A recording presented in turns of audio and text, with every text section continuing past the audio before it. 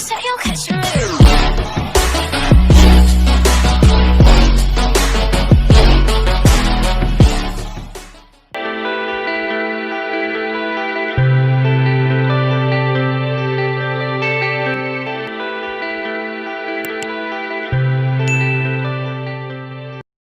नमस्कार। दैनिक जीवन में हम समीकरण का किस प्रकार उपयोग करते हैं, यह समझने के लिए हम प्रश्नावली 5.2 के कुछ सवाल हल करेंगे। तो पहला प्रश्न है, दो धनात्मक पूर्णांकों का अंतर 40 है। इन पूर्णांकों में 2:3 का अनुपात है। ये पूर्णांक ज्ञात कीजिए। अब सबसे पहली बात यह है कि प्रश्न हमारा क्या कहता है। प्रश्न में दो धनात्मक पूर्णांक है, उनका अंतर 40 है, अर्थात अंतर 40 है, अर्थात एक संख्या बड़ा होगा और एक संख्या क्या होगा, छोटा होगा। तो हम मान लेते हैं कि जो छोटी संख्या है वह x है। तो हम मानते हैं कि माना छोटी संख्या क्या है, x है। अतः बड़ी संख्या क्या हो जाएगा, चूंकि बड़ी संख्या से छोटी संख्या को घटाने पर 40 आता है, अतः बड़ी संख्या बराबर हो जाएगा 40 धन x हो जाएगा। अब प्रश्न हमारा आगे कहता है, प्रश्न अनुसार क्या कह रहा है।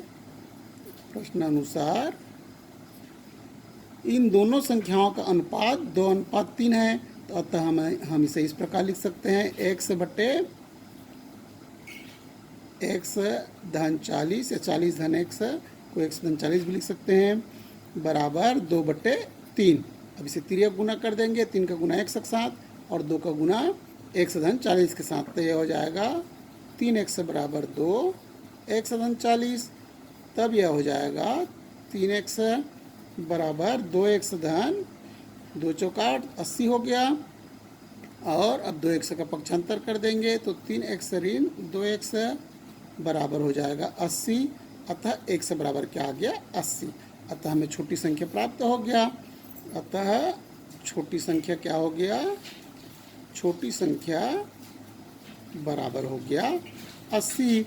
तब बड़ी संख्या क्या होगा, बड़ी संख्या बराबर हो जाएगा 80 धन 40 बराबर 120। इस प्रकार से हम धनात्मक पूर्णांक संख्या ज्ञात करेंगे और 120 में 80 घटा देखेंगे तो 40 आता है। अतः हमारा उत्तर सही है। हम उत्तर के इस प्रकार जांच भी कर सकते हैं। अब दूसरा प्रश्न है, 5 के 3 क्रमागत गुणजों का योगफल 555 है, तो ये गुणज ज्ञात करो। अब इसका हल करने के लिए सबसे पहली बात हमारा प्रश्न में दिया 5 के 3 क्रमागत गुणजों का योगफल। तो हम मान लेते हैं, माना पहली संख्या चूँकि यह 5 का गुणज है इसलिए हम इसे 5x मान लेंगे। पहली संख्या 5x है। अतः अब क्या होगा, क्रमागत है अर्थात दूसरी संख्या तीसरी संख्या भी हम यहाँ से ज्ञात कर सकते हैं। अतः दूसरी संख्या क्या हो जाएगा, 5 गुना 1 धन 1 और तीसरी संख्या हो जाएगा 5 गुना 1 धन 2। चूँकि हमने पहली संख्या 5x लिया, अतः 5 के साथ अगली संख्या में 1 धन 2 1 धन 1 हो जाएगा, फिर उसकी अगली संख्या 5 के साथ गुना करेंगे और 1 धन 2 हो जाएगा। अतः अब हम क्या करेंगे, क्या प्रश्न क्या कहता है कि 5 के 3 क्रमागत गुणजों का योगफल, योगफल क्या है 555 है। अतः प्रश्नानुसार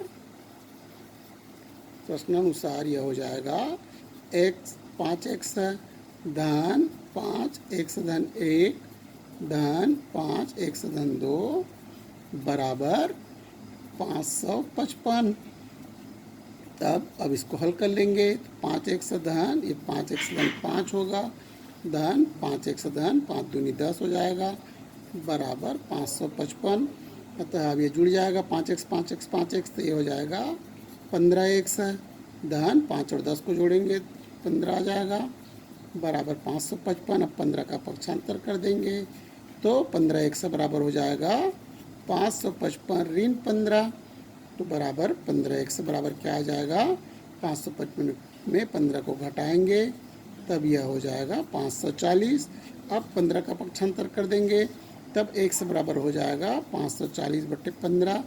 तो इसे अब काट देंगे तो यह हो जाएगा 15 एकम 15, 15 तिया 45, यहाँ से बचा 9, 15 छक्के 90।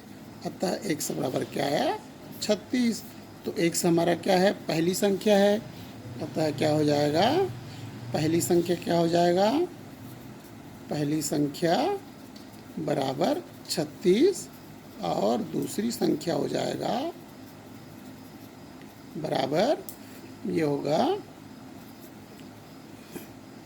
36 धन 1 और 5 से 36 गुना 5 होगा ये, क्योंकि हमें x का मान ज्ञात हुआ है। तो 5 छक्के 30 और 5 तिया 15, 3 18, 180 हो जाएगा।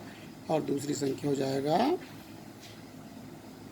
5 गुना 37 बराबर हो जाएगा 185 हो जाएगा।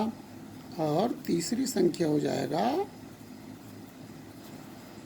बराबर होगा 5 गुना 36 धन 1 बराबर 5 गुना क्या हुआ 37 बराबर हो गया 190।